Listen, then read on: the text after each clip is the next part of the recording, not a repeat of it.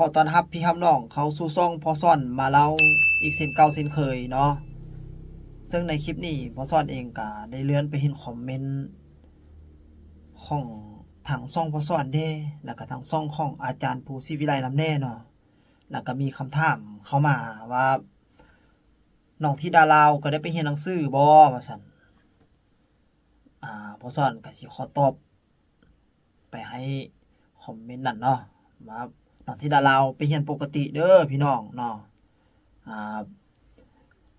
หลังจากที่เปิดเทอมเรียบร้อยแล้วเนาะน้องธิดาลาวก็ได้ไปเข้าโรงเรียนปกตินั่นล่ะพี่น้องซึ่งทางด้านพ่อครูศิวิไลเพิ่นก็ได้ไปถ่ายคลิปของน้องอยู่ที่โรงเรียนนำพี่น้องแล้วก็ได้ไปฝากฟังครูอาจารย์อยู่ในห้องเรียนของน้องหั่นล่ะเนาะซึ่งไปเขาอยู่ที่ตำบลบ้านเกิ้งเนาะอำเภอเมืองจังหวัดสระคามก็ซึ่งเป็นบ้านอยู่ของพ่อภูแล้วก็แม่พึ่งปัจจุบันนี่ล่ะพี่น้องคันซั่นล่ะพี่น้องก็สบายใจให้ห่วงได้อย่าได้กังวลเลยว่าน้องธิดาลาวสิได้เรียนหนังสือบ่ได้เรียนบ่เพราะว่าพี่น้องจะเห็นอยู่แต่ในอยู่แต่ในคลิปเนาะว่า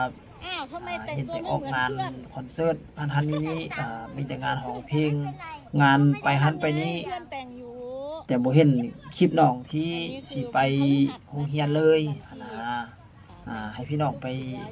เบิ่งย้อนหลังคืนเด้อหรือว่าพอซ่อนก็กำลังสิเอามาเว้าสู่พี่น้องเขาฟังแล้วก็สิเอาพร้อมด้วยบรรยายไปพร้อมคลิปเนาะให้พี่น้องเขาเบิ่งในมื้อแรกที่น้องธิดาลาวไปโรงเรียนแล้วก็พี่น้องก็สิหายข้อสงสัยเนาะก็ตอบคอมเมนต์นั้นๆเด้อแต่ว่าบ่ฮู้ว่าไปอยู่ช่องของผู้ใดเนาะคอมเมนต์นั้นแต่ว่าพอซ่อนเห็นแวบๆอยู่ช่องพอซ่อนเองก็มีเนาะพอซ่อนก็สิพยายามไปค้นเบิ่งก่อนแล้วสิเอามาเว้าสู่พี่น้องเขาฟังแล้วก็ขอขอบใจสำหรับผู้ที่ถามเข้ามาเนาะก็ด้วยความเป็นห่วงเป็นใยนั่นล่ะเนาะญาติลูกหลานบ่ได้เรียนหนังสือเพิ่นว่าซั่นเพราะว่าเห็นไปนำแต่พ่อแต่แม่ตลอดแล้วก็บ่ได้ค่อยเห็นอยู่บรรยากาศอยู่ในโรงเรียนของน้องเลยเนาะอันนี้ก็ถือว่าให้พี่น้องเขาสบายใจได้เนาะก็คือธิดาลาวไปโรงเรียนปกติก็ให้คิดแต่ว่าศิลปินรุ่นใหญ่เนาะบ่ว่าจะเป็นกระบะไม่รับค่ะหลังๆผ่านมาเนาะเพิ่นเรียนปริญญาโทพุ่นได้พี่น้องศิลปินอยู่ทางค่ายใหญ่ดังๆเนาะแต่ว่าเพิ่นก็บ่ได้บอกเขาหรอกว่าตอนไปเรียนตอนใดจนว่าเฮามาเห็นล่ะจังฮู้ว่าโอ้เพิ่นจบปริญญาโทแล้วไปเรียนตอนใดนะก็บางเรื่องบางราวเนาะบางคลิปก็อาจจะบ่ได้เผยแพร่สู่พี่น้องเฮาก็สิบ่ได้เผยแพร่สู่พี่น้องเฮาเบิ่งเนาะเพราะว่าก็ตั้งแต่มื้อแรกที่พ่อครูเพิ่นได้ไปถ่ายคลิปก่อนน้องธิดาลาวสิไปโรงเรียนแต่ว่าก็เป็นคำถามที่ดีและก็เป็นห่วงเป็นใยมายังครอบครัวศิวิไลเนาะสำหรับน้องธิดาลาวนี้ก็ถือว่ากำลังปรับตัวเข้าสภาพก็คือว่าต้องได้เรียนรู้อยู่ในการดำรงชีวิตหรือว่าในการใช้ชีวิตประจำวันอยู่นำพ่อพูดแล้วก็แม่พึ่งเนาะให้มีความชินเคยว่าซั่นซะไปให้มีความชินเคยแล้วก็ปรับตัวเข้าหาพี่น้องป้องปายเฮาทางฝากเบิ่งนั่นอาจจะเป็นอีกบทบาทหนึงเนาะบางที่เนาะก็มีคอมเมนต์เข้ามาเนาะบอกว่าน้องธิดาลาวเป็นหยังคือบ่เว้าลาวนั่นล่ะก็คือน้องธิดาลาวเป็นหยังคือเว้าไทยเว้าภาษาไทยนะทั้งที่น้องเป็นคนลาวคำถามนี้พอซ่อนเองก็บ่ได้บอกว่าต้องบุลลีน้องบ่นั่นนี่อันนี้บ่แม่นคำว่าบุลลีเนาะก็คือว่าคำถามจากเพิ่นเป็นห่วงเฮาก็เพิ่นก็เลยถามเฮาเนาะแต่ว่าทางด้านพ่อผู้เองแล้วก็แม่พึ่งเองเพิ่นก็ออกมาชี้แจงในก่อนหน้านั้นแล้วก็คือว่าภาษาที่น้องใส่อยู่ทางบ้านน่ะก็อาจจะเป็นภาษาผู้ไทยคล้ายๆคือกับภาษาพอสอนนี่ล่ะเป็นภาษาแบบนี้ถ้าจะให้ใส่ภาษา เรียนภาษาอีสานให้บัดนี้ก็เรียนไปก็ได้บ่พอเท่าใดก็กลับคืนมาย้อนกลับคืนมาบอกผู้ไทยคือเก่า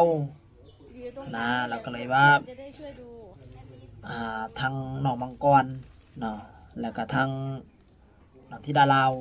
ต้องได้ฝึกเว้าภาษาไทยเป็นภาษากลางให้สื่อสารกับคนทั่วๆไปให้ได้เนาะสำหรับภาษาอีสานบอกเลยว่าภาษาลาวน้องธิดาลาวก็เว้าอยู่เด้อพี่น้องเด้อเนาะแต่ว่าช่วงระยะนี้ก็ถือว่าเป็นช่วงระยะที่น้องปรับตัวกำลังปรับตัวเข้าหา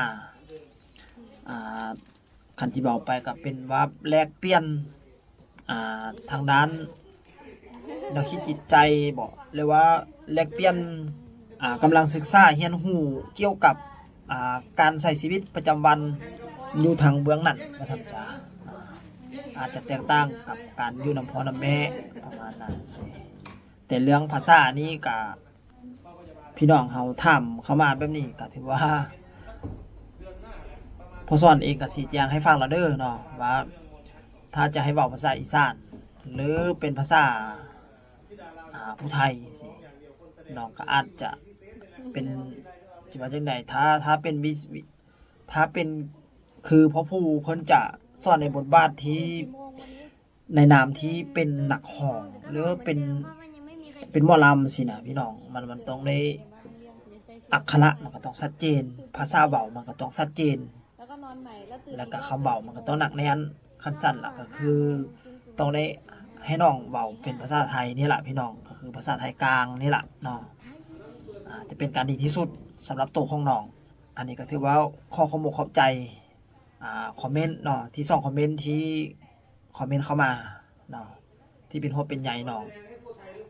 เนื่องมาก็แม่นน้องธิดาลาวได้ไปเรียนหนังสือบ่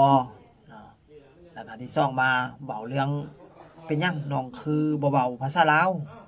หรือเว้าภาษาอีสานแล้วเป็นหยังน้องคือเว้าไทยนะให้พี่น้องกระจ่างแจ้งอยู่ในคลิปนี้ก็แล้วกันเนาะยายดวงรู้จักยายดวงไหมคะหวังว่าพี่น้องก็คงจะเข้าใจที่พ่อสอนมาเล่าแล้วก็บอกผ่านพี่น้องทุกคนแล้วก็ทุกท่านเนาะที่เขามารับชมคลิปนี้คือจิกระจ่างแจ้งกันให้หูทั่วถึงกันว่าซั่นซะเนาะในเรื่องของน้องธิดาลาว